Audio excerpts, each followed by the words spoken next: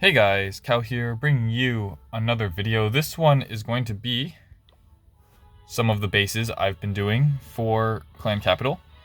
We're going to be doing Clan Capital Peak today, or not today, but just right now, and slowly showing all the bases that I've been using.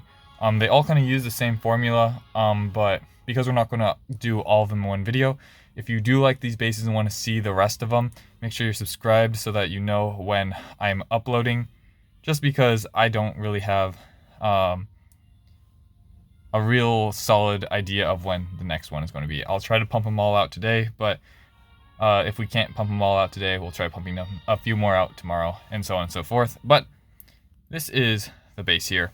Essentially, what we're going for is these compartments right here, where I put the defenses that I value most, where I put the defenses I value most inside these compartments, and the things I value most are the double mortar, able to go through heal spell if they're bringing it.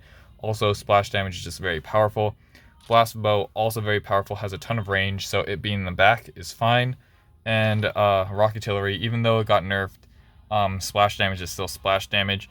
And we have all this single tower damage kind of in this clump, hopefully baiting our opponent to kind of come in through this direction and try to heal through it. But you have the double bomb tower, you have the crushers, you have a lot of damage right here, and we have the giant bomb in the back to kind of protect from sneaky archers. Of course, sneaky archers are still really broken, and there's not much you can do if they only use sneaky archers, but this will defend against most other things quite well. You notice up here we have this trap right here. We're trying to make it to prevent our opponents from ever really coming around this back end, just because if they come through the back end, they can take out our blast bow and everything just like that. So we're allowing them to break wall break here, but the next wall break will be up here, and because of that we have all this defenses, hopefully protecting ourselves against at least one battle ram, because if they do not have a ram, chances are their defensive troops will go this way and not actually open up this area. So that's kind of why we have this little mini area right here, and all this kind of baiting our way into there. We spread our bombs along the outside like this. This is just to make it so that if they go mass sneaky archers, we can take out 1, 2, 3, 4, 5 clumps of them at the very beginning to really make it so that they don't get as much value on these first attacks. And we have a few here if they get through the first line of defenses. We have defenses up here just so then they can't use one barbarian. The point defenses don't really matter too much. It's mostly these big heavy hitters that really dictate whether or not you defend or not. These are kind of just distractions, so I don't value them very highly. So we have back end bomb towers. Again, just to kind of stop air. We have a lot of air defensing up here, but all of this kind of defends air well. Having these little clumped areas allow us to kind of defend air well. If they do bring lightning, I don't know if you upgrade your lightning enough that it'll be able to take out this, but specifically against the Capital Hall, I don't think many people bring lightning because it's more valuable to use rage to get as far through this base as you can. So we also have these big giant bombs in case people get inside, kind of defending again sneaky archers. If they break in here, they're going to have to deal with all these bombs. And we have this extra layer of gap to really make it so that troops won't get inside. You really have to use wall breakers, and that's kind of another mentality of the base designs that I do, is I like having these big compartments because they force wall breakers, and because they're kind of wide enough, they won't go in there naturally.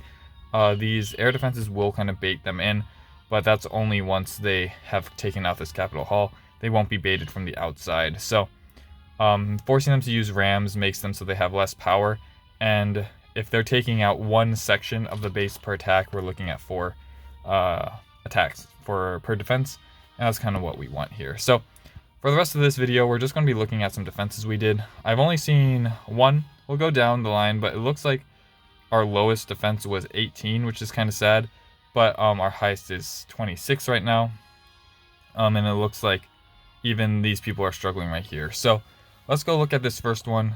It looks like it took 7 attacks for them to defend, or for them to take it out, which is great. Anything more than, I believe, 3 is considered good.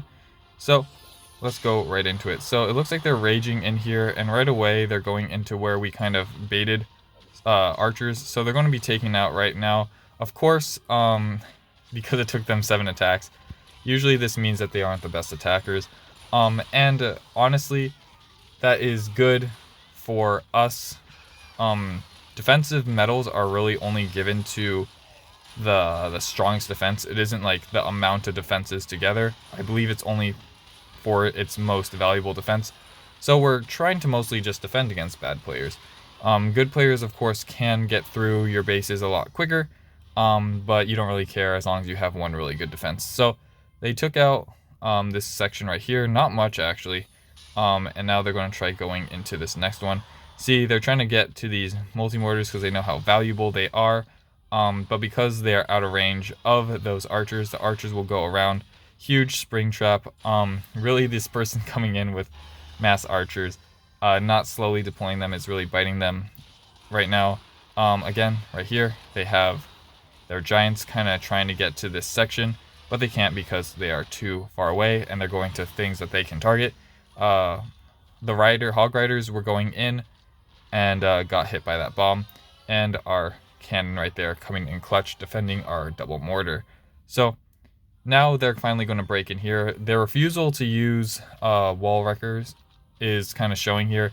Instead of having to waste a whole archer camp here, they could have just broken in with the ram there. But here comes the sneaky archers, slowly but surely. But we have this cannon defending this section right here.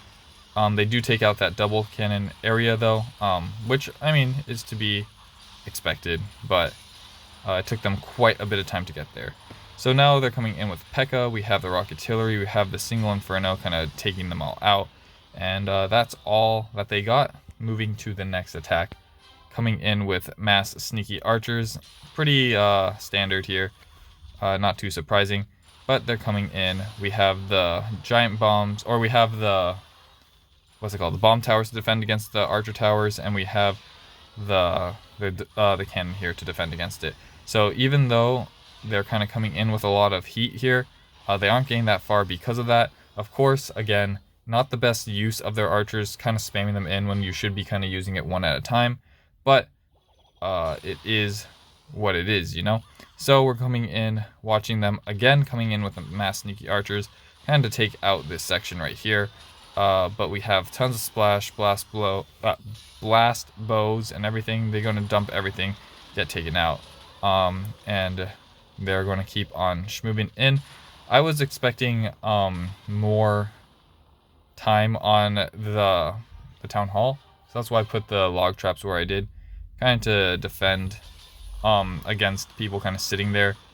But here we have all these giant bombs going off again, kind of defending here, but of course sneaky archers will prevail here and take out the rest of the base. We don't need to watch the rest of that. We do know it's a 3-star, 7 attacks. Let's go watch one more here. Let's go to this most recent one. This one took 6 attacks, so let's see what they did here.